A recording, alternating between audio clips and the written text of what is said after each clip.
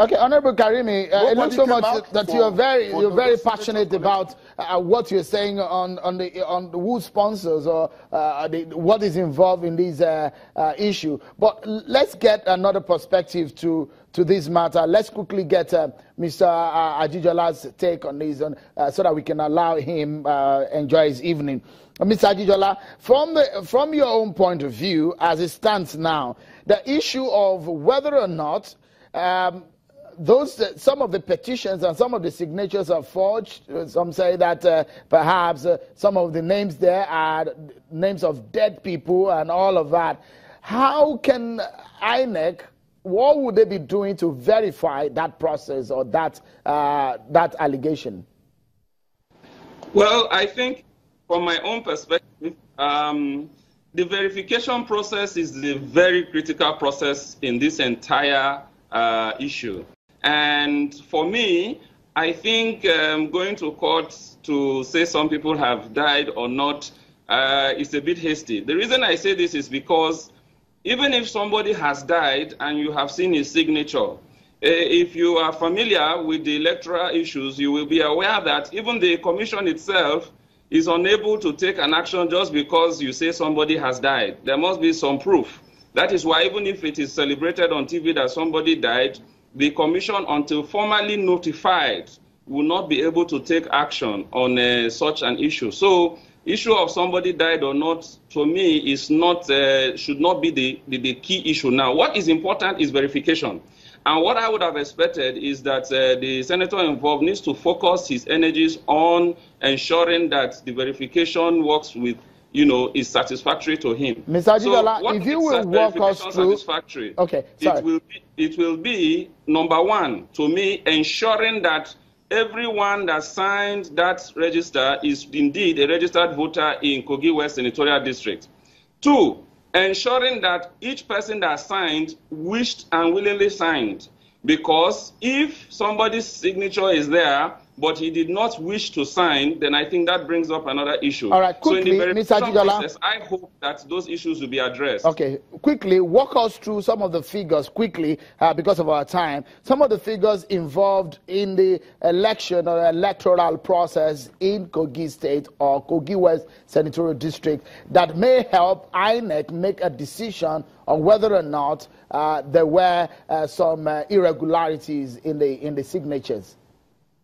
Okay, thank you very much. If you look at Kogi West, they've had an election recently, and the election they had was 2015 on the 28th of March. Now, within that election, you can see that the total number of votes cast was about 118,987. Now, when you look at the total registered voters at the time, which was about 356,933, it gives you a voter turnout of about 33.3%. Now, when you look at the signatures that have been submitted, that is 188,588, with the current voter population as provided by petitioners of about 360,000, that gives you about 52.37%. So you can see that a significant number of people who didn't participate in the election, according to the number of petition signatures received, have obviously participated in this.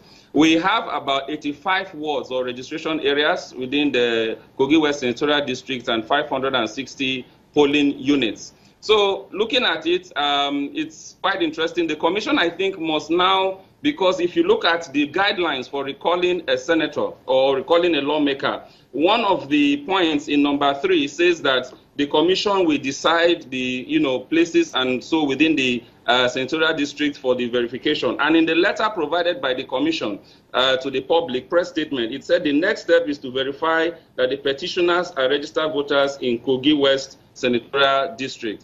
So at this point now, we don't know whether the verification will be done at the local government level, at the ward level, or at the polling unit level. All this we'll wait and hear from INEC. But to my understanding, I think that to make it very, very credible, it is important that everyone that signed that petition should be able to produce his permanent voter's card and should be able to affirm that he or she actually signed the register. Otherwise, if you don't do it that way, it will be difficult to truly identify who genuinely signed the register or not. And as you know, on election day, we have the area of accreditation and voting. And accreditation is basically a verification process which helps you to identify that the person coming to vote is actually a voter. All right. So registered with INEC. So I think that it wouldn't be a bad thing for a similar process to be used in the verification in this process as well. In which case, the ID card should be provided, and also it should be verified that it is a genuine card of the commission, and that voter is actually the voter that chose to come and sign that petition. I think this is critical for verification. Mr. Abiodun Ajijola, National Coordinator of Election Monitor, thank you so much for your thoughts on the program. Well, we'll take a moment on the program, but when we return, we dig deeper. We've gotten some insight into the figures, analysis of what may happen on Monday when INEC comes. Don't forget, there is a petition, there is a lawsuit now hanging over this case. Will INEC be able to go further on this matter? We get more perspective on the Dino recall. Hashtag Dino recall. That's what has been trending. When we return, stay with us.